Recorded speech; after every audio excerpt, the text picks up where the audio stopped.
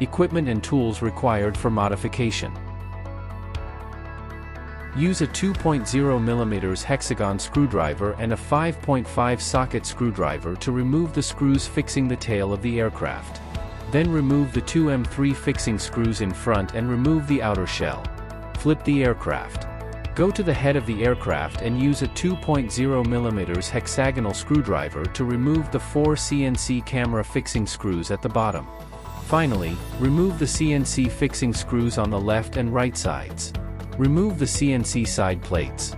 Use a 2.0 mm hexagon screwdriver to remove the screws of the carbon plate brackets on the left and right sides of the aircraft and remove the carbon plate.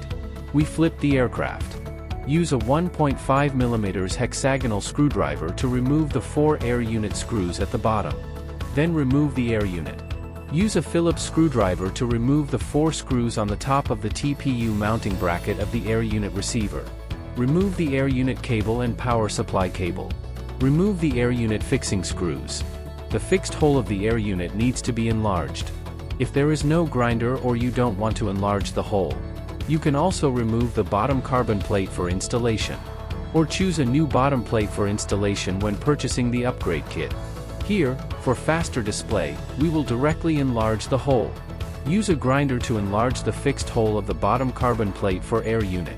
It is convenient for us to fix the air unit later. Note: we only need to drill through the first layer. The purpose is to facilitate us to sink the M2 screws into the middle carbon plate to better fix the air unit. After the hole is expanded, the air unit can be installed. Insert 4 M2 × 10 mm air unit fixing screws. Note that the hole position of the middle carbon plate is 1.5 mm. But it can be expanded with M2 screws. We have expanded it before. You can install it directly here. Align the air unit with the installation hole of the carbon plate, and tighten the fixing screws. Use a 1.5 mm hexagon screwdriver to remove the 4 screws on the top of the air unit. Gently lift the top cover. Remove the original air unit antenna feeder and replace it with the original feeder. Next, we find the air unit terminal cable included in the upgrade kit. Insert one end into the terminal port on the far left of the flight controller. If you are using a DJI remote controller, you need to insert the SBUS signal cable of the air unit into the next to the power cable. That is, the middle terminal port of the flight controller. For details, please refer to the wiring diagram above. So here we have an external receiver. Just pick out the wire and put it aside. Put 4 2.7 × 4 × 2 mm double pass nylon washers into the air unit fixing holes. Fix the receiver TPU fixing to the air unit. Fix and lock with M2 × 7 mm screws. Install the air unit power cable and receiver into the TPU. Next, we need to install the carbon plate brackets on both sides of the aircraft. When installing, pay attention to the direction of the side panel installation.